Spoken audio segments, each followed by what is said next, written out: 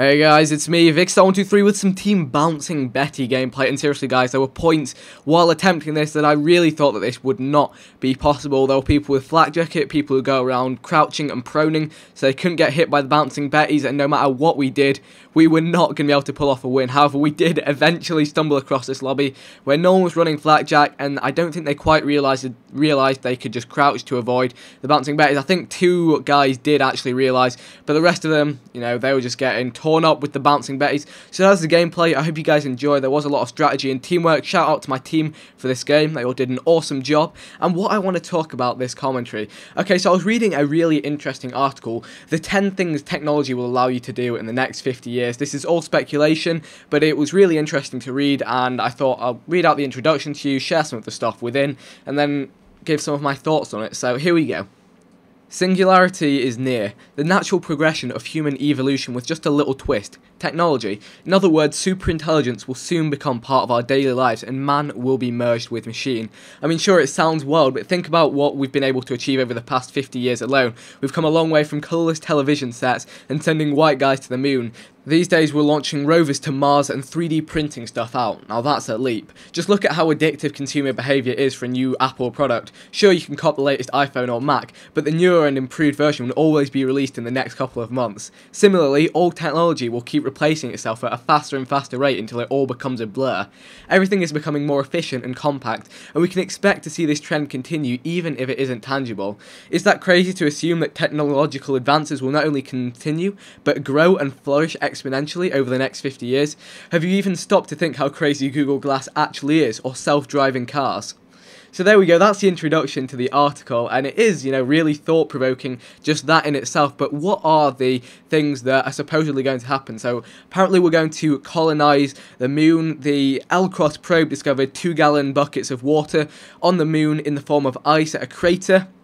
And scientists figure there's more where that came from, so that's going to, you know, mean that humans can settle on the moon, create, you know, biodomes with mini environments. There's actually a 30 million contest for private moon rovers, and yeah, we're entering a new era of lunar exploration. It's going to be a stepping stone for humans out into the rest of space. Obviously, there's less gravity on the moon, so less energy required to launch shuttles from the moon to other planets, that kind of stuff. And apparently we'll be able to reverse engineer our brain. Think exponentially as a result of technology in 50 years being 1 million times more powerful than the technology we use today. There will be a billion-fold increase of high performance in computing. Just comprehend that. So we'll be able to reverse engineer the human brain, which means combining yourself with machine and finally becoming the perfect being. That's kind of a daunting thought. At the same time, apparently there's going to be a drug that will let you eat whatever you want without gaining weight by manipulating genes within human DNA, which is crazy. They've already managed to control obesity in rats by genetically modifying them, and then they never gain weight. There's going to be crazy quantum computers again with the increase in computing power and using superconductors. It's just going to mean computers are going to be unimaginably powerful. And again, technology is going to become smaller and smaller as well. There'll be nanobots flying around. We'll never be alone again, with technology allowing for smaller and smaller surveillance devices, from drones the size of fireflies and security cameras accessible through mobile devices. More eyes on us, the less we're going to be able to get away with. Is that a good thing or a bad thing? And this is the one that really just kind of flipped my mind. So memories last a lifetime, but with devices like Google Glass, pictures are no longer the only things you can immortalize with you. Storage drives will accompany you for the rest of your life, which allow you to run the highlight reel anytime you desire. I mean, it's crazy. I'm even in that situation myself with all my videos, you know, that date back to memories in the past. My memories now, I'll be able to look back in a year's time, and that's really messing with my head. And there are things like installing computers into bloodstreams and monitoring, you know, complete genetic code to have custom-made DNA.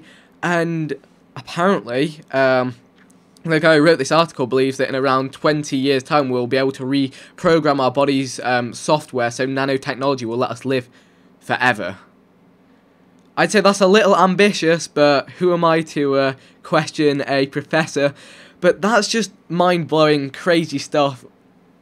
It's almost scary to think, and that's supposedly going to be in our lifetime. Of course it's speculation, but if even one or two of those things became a reality, think how different life would be. And at times it makes me think, oh, it sucks being born in this age, why couldn't I be born in 50 years time when there's all this insane technology? But in the same way, it almost seems kind of daunting, because we are really kind of pushing the boundaries of human life. You know, where will this evolution become a detriment to who we are? You know, when will a computer become so powerful that we have iRobot situations and AI take over the world and we'll be fighting robot aliens? Who knows? It's going to be crazy stuff. But actually, personally, I think as a constant, life remains the same. It really does, because you can go back 100 years or so, even 1,000 years or so, and life was different, but was it any better or worse? It's just like when you buy a new thing. At first you're like, oh, this is amazing, this is so cool. But then a few days later, you've got used to it and you're like, yeah, this is fine, this is whatever. I'm still the same level of happiness that I am now than I was beforehand. And is that going to be the way with all of this new technology, that it will just become a normal reality and actually won't change experiences of life? I mean, the resources that will need to be harnessed to, you know, give access to all this computing power, it's just crazy. The way technology increases exponentially means that, you know, the power of some of this stuff is going to be unscalable. But anyway, I thought you would enjoy this insightful commentary discussion. I do want to hear your thoughts in the comment section. What is your take on all this stuff? What do you think about it all? I want to hear that in the comment section, so leave some comments, leave a like rating if you did enjoy. Also let me know in the comment section.